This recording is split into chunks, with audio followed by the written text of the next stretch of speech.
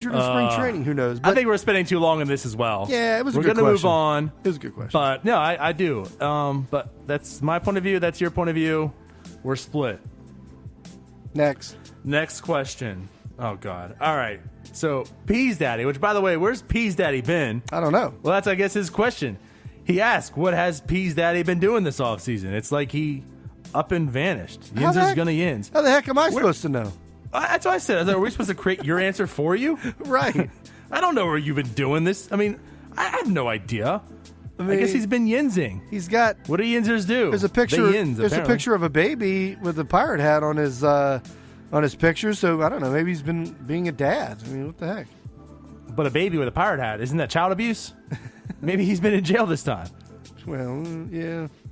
Let's see. I'm going back through his tweets. He's been, yeah. He hasn't tweeted since December. Well, he had a December 17th retweet in there, and he's been hit or miss. Maybe Peas Daddy is enjoying the offseason. He's been enjoying a Josh Bell offseason. All right, next, Kyle Donovan asks, if you were Neil Huntington, which sometimes I like to imagine, what's your ideal realistic scenario for the rest of the offseason, i.e., no Harper, Machado, Realmuto? I guess those aren't realistic. Why aren't those realistic? I mean, his name is Realmuto. I mean, we're not getting Harper? I guess not, no.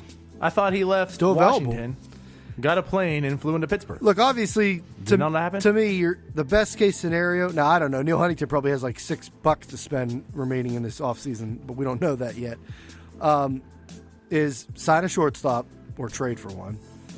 In the Cervelli trade, maybe you trade Cervelli and you pick up a starter, because you still probably need a fifth starter. Unless you're rolling with Jordan Lyles or a bullpen day every fifth day. But, I mean, geez. I'm going to propose a scenario for you. Oh, sweet. Because I think this is where we come to, right? And this is, again, like where the creativity part comes in. We've been hounding the Pirates for a while. And, you know, the offseason was about to start. And, of course, we're talking about how, you know, sure, the Pirates do something. They get Archer, that you see them on the up and up.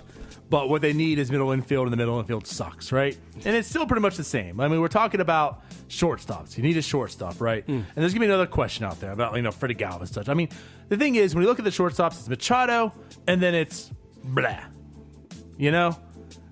I mean, we're fighting over straws to say if we want Galvis or Iglesias. And I'm on the fence. I would rather have Iglesias.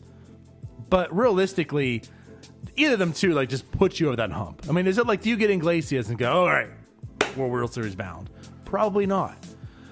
This is where I think the creativity comes in. Like, that's not where your upgrade's going to be to get you in the playoff contention.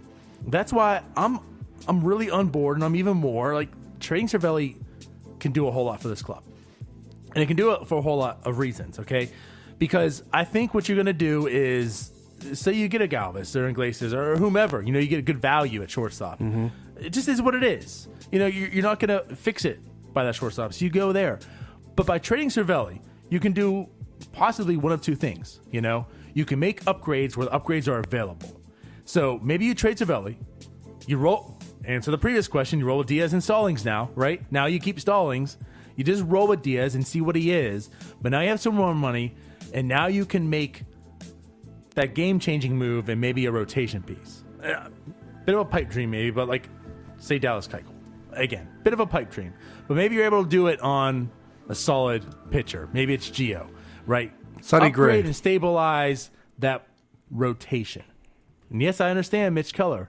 And if you've listened to this podcast, you've probably heard my thoughts on Keller as well. It's not that he's good, but it's just I hope they've learned that you can't just anticipate that this prospect is going to come in and plug right away. So maybe they do that, and who knows? Maybe Keller becomes a trade chip, which I'll get down to. So I mean, maybe that's where the upgrade comes into, that rotation. Or maybe you trade Cervelli, you get that, you know, that room. I don't know, Ryan. Here's another scenario, and just the way things in free agency are playing out. What if Granderson?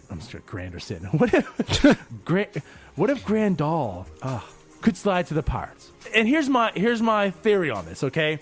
Because I don't foresee the Pirates going out there and spending 5 years, 4 years, $60+ million on some catcher that's, you know, 30 years old and such. That's not my end game. My end game here is what has happened to this catcher market? Who has needed them and who has gotten them? Well, the Dodgers don't really need one. If they do, it's going to be short-term a la Cervelli because they have they have 2 top catch prospects. It's like if one fails, one's going to be there. They're solid. They're good. They just need like a stopgap. They're out. The Mets are out. The Nationals are out. The Braves are out. The Astros are out. It's like when you really look at the catching market, the only 2 teams that are really like in dire needs of them are the Angels and the Red Sox. And honestly, as we've seen and we've heard from the Red Sox, they're not really out there to spend money right now. They're trying to release some salary. And the Angels, I don't really think they have the salary because, as you mentioned, Pujols and other contracts, I don't think they have the money. What if there's some capacity, some way that the Pirates could get them on the cheap or maybe like a 1-year deal? And I'm saying that to the sense that when you look at the 2020 free agent market, Ryan, on catchers, here's the list of catchers coming next year. Because there was a solid catching free market this year, right? It's pretty solid. Next year, Russell Martin, Francisco Cervelli, Jason Castro, Robinson Chirinos, Alex Avila, James McCann, Brian McCann, Jose Lobaton, Chris Herman, Austin Romine, Travis d'Arnaud. It's trash. If you thought the Pirates bench was trash, this is trash. Like, this could be a way maybe the Pirates go out there and give him a solid 1-year contract, and then he goes back out into the market next year and can capitalize on that. Again, it comes with creativity. I'm not saying that's plausible. I'm not saying this is what they have to do. But to me, getting them over a hump is not going to get a shortstop and a number 5 pitcher other than what they have. Like, it has to come elsewhere. So they have to do it in a creative manner. You say trade on shortstop. I don't like, who are they even trading for? Like, what shortstop are they getting? Nick Ahmed. Again, right. Like, that's the thing. Like, Ahmed or Galvis. And honestly, I don't want either. I'd rather have Iglesias. But again, like, whoever it is that really the key to the Pirates 2019 season? Are we really talking about Iglesias, Galvis, or Ahmed as the key to success? And I'll lump in Troy Tulowitzki because the same thing. It's like, whoever you're arguing about, I don't think any of them is any difference maker. Tulo could have been. That ticks me off. He can't. Him signing with the Yankees. He's going to be injured. Him signing with the Yankees. I mean, what is he, ring chasing? Whatever. He's not going to be starting. I mean, I don't blame him. He'll start like a month, and then that'll be it. Anyway, I don't see the Grandal thing. Just the fact of why are the Dodgers trading for 1 year Cervelli when they could just go out and sign? If we're signing Grandal for 1 year, why couldn't the Dodgers just do that and not give up a Stripling or somebody else? Because they don't want to. Why not? Remember, they're trying. That's why they had a dumb salary too. They don't want to spend money. Yeah, but Cervelli's not cheap, not like free. He's cheaper than what Grandal would be. So we're gonna trade Cervelli and then go outbid everybody for Grandal. Exactly. Oh, okay. And you say everybody. I mean, the thing is, who's really bidding on him? He turned down the offer from the Mets, and because he wanted really more out money there right now offering. Everyone's done their deal. I don't know. Next. Okay. Well, that was quick. Yeah. All right. So Kevin Figueroa wants to know who's older, Ryan or DiNardo. LOL, JK. We know DiNardo is old as. I won't say that. This is a PG-13 show. This is by the way, Kevin's, why don't you answer that, Ryan? This is Kevin's first of 7 questions. Right. I'm pretty sure I know, but I don't think I know this for 100%. You're older. By how much?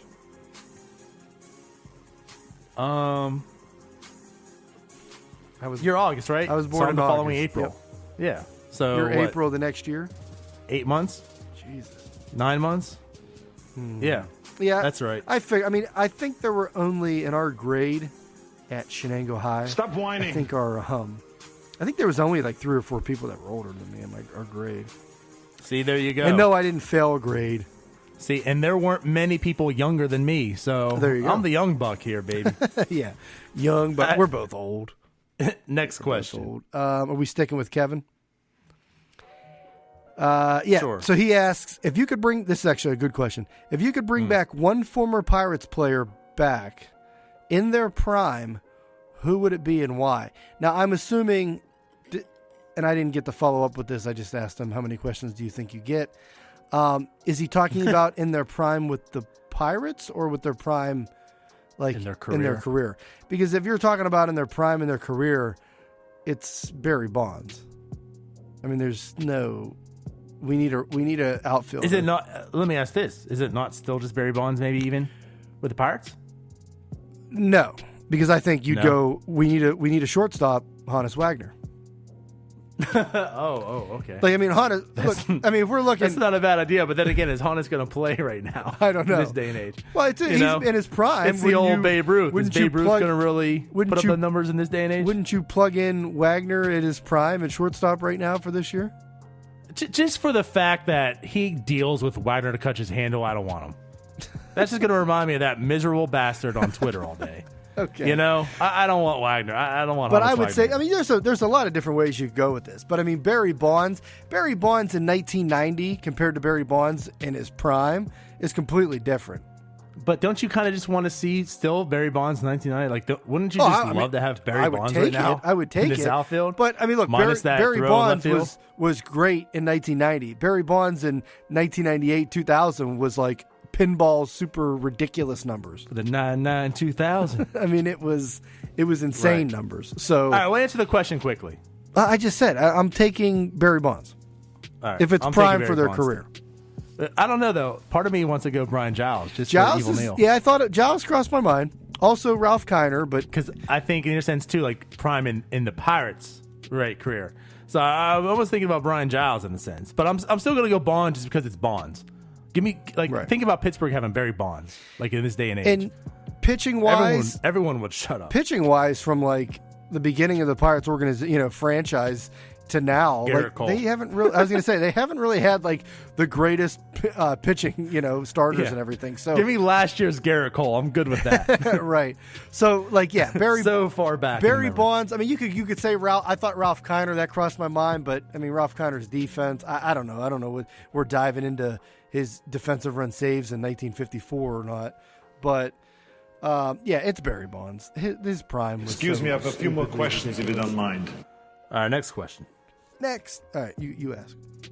All right, so what is your favorite baseball memory of all time, Pittsburgh Pirates related or not? So I really thought about this. Who asked? Oh, Jesus, this is Kevin again. I mean, I just figured we're just going Kevin's Good list at this Lord, point in how time. many did he ask? All right, this is his last question, but this is a good one too. So what is your favorite baseball memory of all time, Pittsburgh Pirates related or not? I think there were some memories. Like one that stands out is Boston coming back 3-1 to beat the Yankees. Yeah. I think that's what kind of really got me back into baseball again.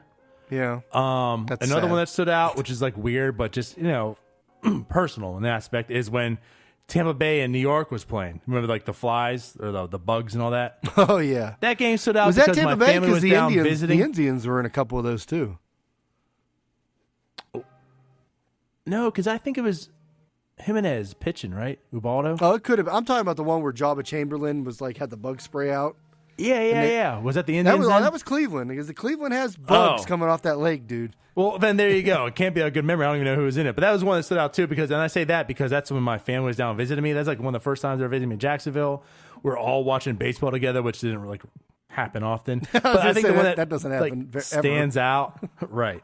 Is just it's easy. The wild card game. I mean, I think it's easy as any Pirate fan to just understand. I don't have to explain to anybody. You know why it is for me. I know why it is for you. I mean, just that feeling. We're in the playoffs and how magical that game was. And what's funny was my TV broke like a week before, and I was down visiting my brother in Key West, and he gave me his because he was moving. And it's like this little 30-inch, and I'm sitting there watching it. It's barely on a stand, right? And I'm just like, what? Is it one of the greatest days of my life? With this TV that's not even that nice or whatever. I'm trying to squint to see it. It was monumental, so I'm going with that. No, yeah, obviously the wild card game's up there. I mean, that as far as live, and you were there, me being there and everything. I mean, that game tops it. Other memories. I mean, this is Kevin asking. I remember the damn slide, like Sid Bream. I was young. I remember my dad storming up and down the hallways. So that sticks in my mind. It's still there. Also, but that's your favorite. No, that he didn't say. Well, I guess he did say favorite. I'm just He talking does- like he does baseball say- memories. And he is, and by the way, he is a Braves fan. I'll put that I out know. there. That's why I said. So I'm like, this he is would Kevin. be loving that. So no, one. that is not a favorite memory, but it is a memory of mine that I do remember that. Another top favorite, like you mentioned about.